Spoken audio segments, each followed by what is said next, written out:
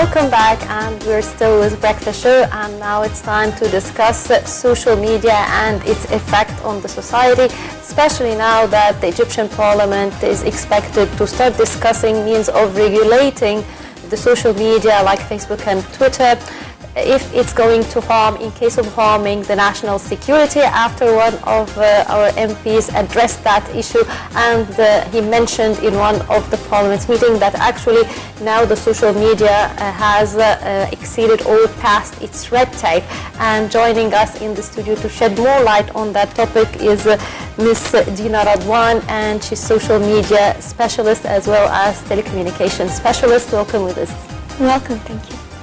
Mrs. Dina, what's your evaluation for the current situation of the social media in Egypt?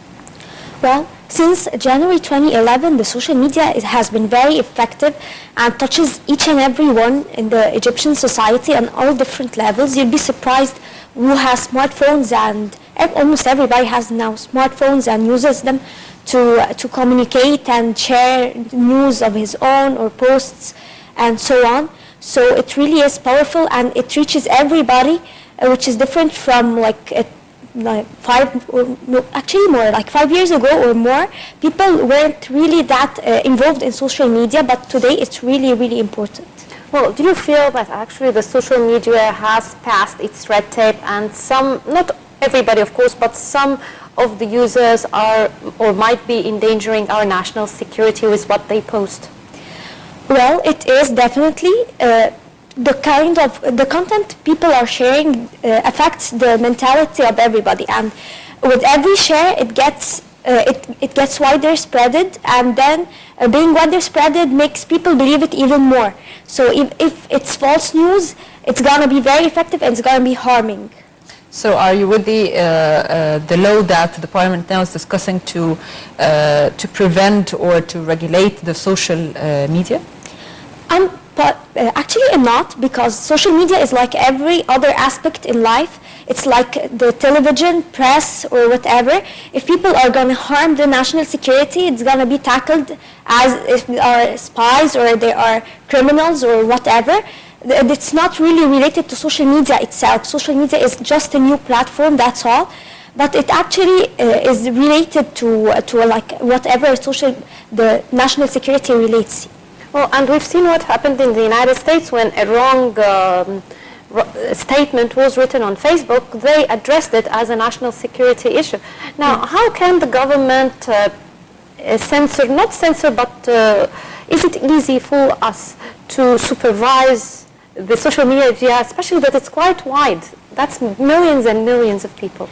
According to what I know, there is a special department in the police that is specified with electronic crimes, and they go through they go through the content, and they have like special keywords, if you can say that. Yes. They have special keywords, and if they find it online, they go and check what's the content. And if this person is tackling the national security, then he's addressed as a criminal, and they ask him to come and so on. So it has another measure to be taken in order to monitor the social security and not prevent it. Our generation, and even the younger generation, a child is born with an iPad in his hands and a tab in his hands. So do you believe it's going to be easy to prevent such a tool? Well, there's a certain concept called media and information literacy. It's really related to letting people know how to use the information and how to use different media platforms. It's really, there are special experts who want to put it in the education of children in primary. And here in Egypt, they have like a strategy that they're trying to implement it here in Egypt, and it's already implemented in Spain and so on. They teach young children how to use the internet, not only the internet, how to use news, how to understand things, what's right and what's wrong, what can make a certain news has value and what's false, and how to make sure this is not false and so on. Mm-hmm. So actually it's a type of a self-censorship. Yes, exactly. People have to know, we have to let people know how to read the internet and how to read news in order to deal with it better. Yes. Well, for the social media itself, as a social media expert, which platform do you think that would be the most effective? Do you feel that is it Twitter, Facebook, which is actually the one that really have the capability of addressing the masses? Of course, it's Facebook, because it reaches like actually everybody I know almost has a Facebook account. Mm-hmm. Twitter is really effective, but it doesn't really reach as many people as Facebook. Mm-hmm. Twitter let people know like in a second what's going on. Mm-hmm. Like there was certain manifestations going on last Friday. People were going all over Twitter to find out what's new. It was really effective, and people could know what's going on. But on Facebook, really, you have to go and scroll down and to look for even, to dig more, to know what's going on. But people are more familiar with it. That's why it's more effective. People now are focusing on the social media maybe more than they're watching television or listening to the radio. So do you believe that the social media is that effective? Of course it's that effective. One of the main reasons is because all the youth are only interested in social media. Like we don't really find people watching TV as much as before. Yeah. And people, even talk shows at night, people are not as interested as before. But the social media, with everybody having smartphone in their hand, and they're just scrolling all day long. So it's really, really effective now. Well, as a media, and not only a media, but a social media specialist, how can we distinguish between a fake account and a genuine one, so that we, in terms of the spreading of false or fake news? Well, Facebook made it easy with verifying accounts. Like you can find a blue tick next to the name of that person. If you find it, then this person is the one who is not fake. This one is official. If not, make sure that you search for with the name one more time to find the verified account. If you can find both, then of course the verified one is the correct one.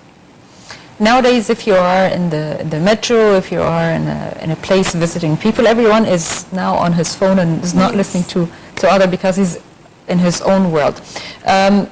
There is a disease called an addiction to the social media, and how one can prevent himself from such a disease.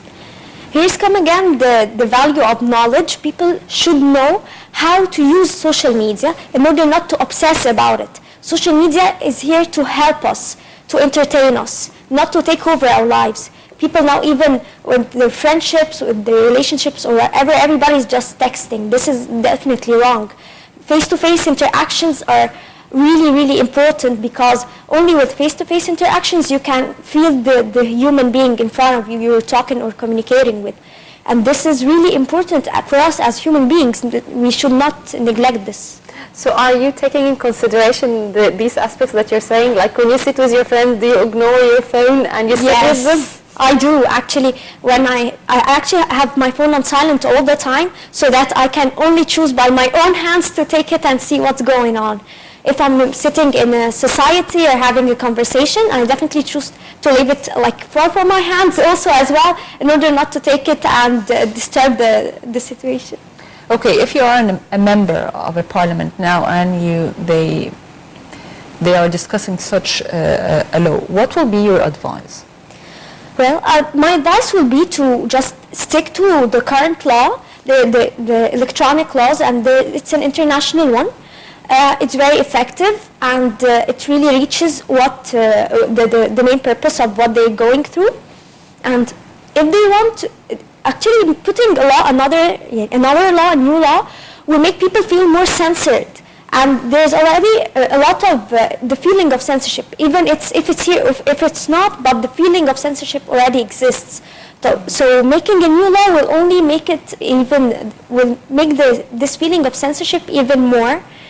And people really want to feel a bit of freedom on the internet and just really express themselves and so on.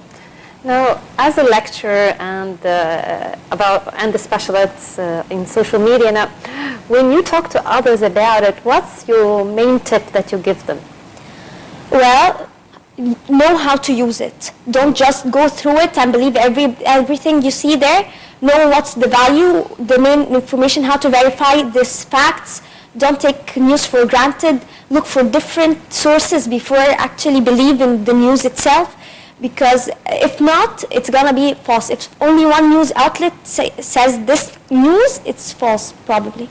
How can we benefit from the social media and other aspects of life apart from chatting or texting or reading news? Well, a new platform like social media attracted companies all over the world for making marketing, and it's really making a great business. You can also all the time find these sponsored posts. They pay money for Facebook so that they show this post even more and often. This is how people can know this product, or if it's new product or a new campaign, and people can buy more. This is one thing. Another thing is like government officials. Cultural events as well, won't it be? Cultural events and activities. Yes, marketing for such events is really important, and Facebook is a great place because it's a new thing and related to culture and so on. Also, government officials now tend to use social media, and of course, like the presidency, the government, and so on, they all have social media accounts in order to interact with the youth and to interact with the citizens generally. Yes. Now, from your field of expertise, do you feel that actually social media is dangerous? It's like everything. It has its benefits and it has its not benefits. Being dangerous is really a part of social media, because first, if we let teenagers use it without supervision, they're gonna go through, it's maybe dangerous. They may know people that are gonna affect them or harm them and so on. Children as well with their tablets all the time, it's not really good. Also, using social media can be dangerous in case of spreading false news that can affect the persons themselves or the government and national security, as we've mentioned before. Everything has its positive and negative side. So instead of preventing Facebook and Twitter in Egypt, how could the government make use of such social media? I believe in knowledge. We should spread knowledge on how to use social media and how to use and how to deal with news and what to share and what not to share, and be so conscious about what we share because it really affects others. By spreading knowledge first, we can after that explore like if we can apply a certain law for those who don't really respect this kind of news and laws and so on. Then only then, after letting people know how to use it, we can then put some regulations. Mm-hmm. Do you feel that the age for using Facebook and social media should be limited, like like the driving and so on, that children under a certain age shouldn't use it? Yes, of course. Actually, when I started using social media myself, I was like 13, and I had to get a family permission. I had to put a parent email and so on. Since I made my own account like 100 years ago, I can't really tell if now they're still using it or not, but this was very effective. This is how a parent can take a look at their child's account and not let them be harmed just by being on themselves in this very weird situation. Okay, Egypt is the land of civilizations, and we are trying every time to show the world that we are civilized and advanced and everything.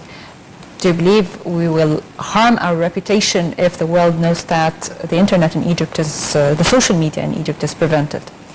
If it's prevented, of course. It's just like the case in North Korea or China or Russia. This is really not the case we want here. Mm-hmm. But being censored, actually every government in the world are watching over the social media.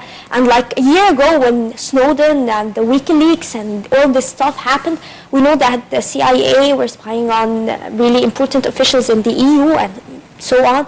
So everybody's really censoring the internet and everybody's watching, and we all have to know this before using the social media. But preventing it is definitely wrong. It's going to send the wrong idea about Egypt. Mm-hmm. Well, finally, I'd like to ask you now, as we're wrapping this episode, so from your field of expertise, the final word you'd like to tell us about what can we do about social media? Well, don't let social media take over your life. Know how to use it. read and then think about the kind of news you're reading. Is it legit? Is it valuable? Then think once more before sharing it. Well, one telecommunication expert as well as a social media expert, thank you very much for this interview. Thank you. Thank you very much. Well, by this we come to an end of this episode of Breakfast Show, but first of all I have to thank my colleague Dina Mamdouh. Thank you very much. Thank Dina, you, Rasha. today. Thank you. Thank you, and I'd like to wish you all good morning and stay tuned for more coming up on Breakfast Show, and follow us with our next team tomorrow on Breakfast Show. Until then, have a good day.